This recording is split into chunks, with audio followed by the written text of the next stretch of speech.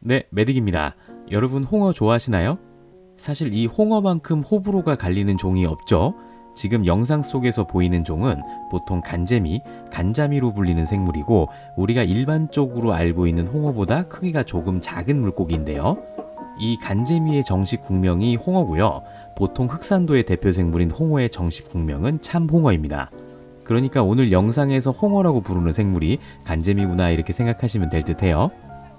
아무튼 이 홍어나 참홍어, 노랑가오리 등이 대표적으로 우리나라의 식재료로 활용되는 홍어류인데 이 홍어류는 상어류와 같이 뼈가 무른 연골어류라고 해서 일반적인 경골어류와는 조금 다른 특징을 가지고 있습니다. 그 중에서도 산란 방식이 다른 어류와는 조금 다른데요.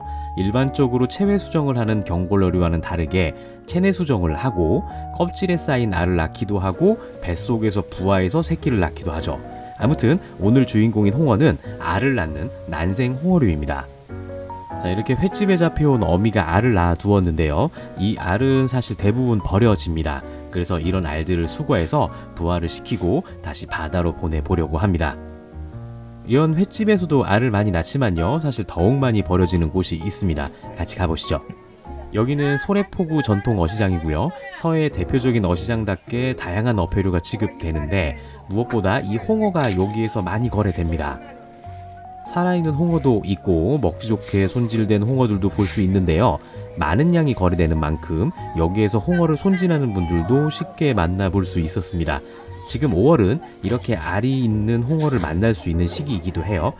사실 제가 2년 전부터 이 컨텐츠를 준비했고요. 때를 맞춰서 찾아온 겁니다. 자, 이렇게 알을 몇 개 수거했는데 이 알들을 가져가서 부화시켜 보려고 합니다. 조금 더 가져올 수도 있었는데 사실 제가 기술이나 경험이 좀 부족해서 올해는 이 정도로 시도하는 걸로 하고요.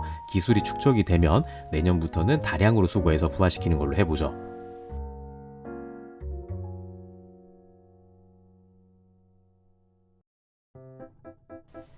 우선 알들을 보면 이렇게 알집에서 끈적한 물질들이 나오는데 이게 알집 옆쪽에서 압축되어 있습니다. 엄마 배에서 바다로 나오면 요 물질로 쓸려가지 않게 고정하는 역할을 하는 거죠. 하지만 저한테는 별 의미가 없으니까 일단 제거를 해줬는데 특히 이 끈적한 요 물질이 물도 좀 탁하게 만들더라고요. 그런데 제거한다고 너무 강하게 당기거나 하면 알집이 터질 수도 있을 것 같아서 살살 제거를 해줬습니다. 이 끈적끈적한 녀석이 진짜 콧물처럼 아주 끈적끈적해가지고 바다에 쓸려가지 않게 붙잡히는 역할도 아까 말씀드린 대로 하고요. 알에 접근한 작은 벌레들도 움켜쥐어서 접근을 못하도록 하는 역할도 한다고 합니다. 자, 근처 바다에서 어느 정도 깨끗하게 씻어주고 물도 새로 받아줬습니다.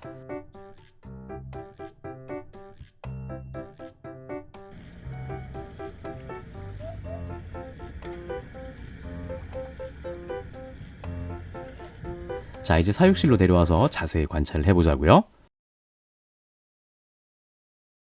자, 이렇게 생겼는데요. 느낌이 두툼상어 알과 비슷하죠? 제 영상을 오랫동안 보신 분들은 아실 텐데 처음 보신 분들은 링크 달아둘 테니까 확인해 보시거나 뒤편에도 상어알이 잠깐 나옵니다.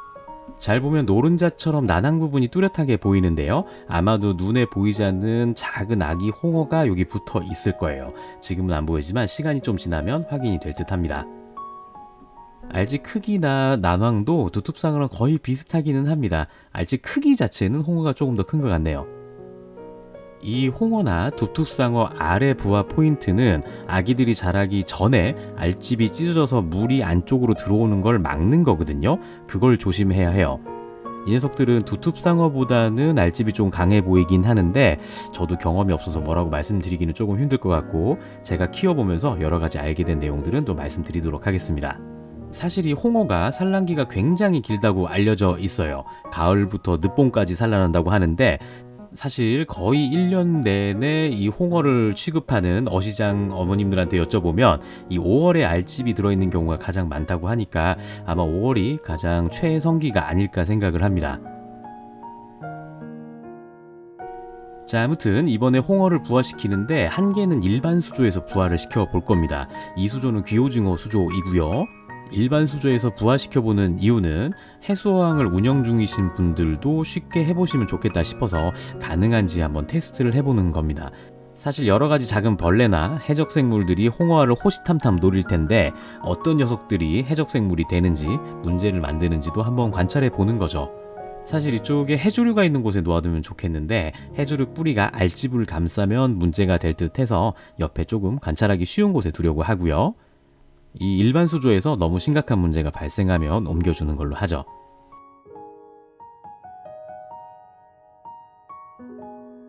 자, 나머지 알들은 갑오징어 부화장 상부에서 부화를 해볼 텐데요. 산소가 풍부한 곳이니까 괜찮지 않을까 싶습니다.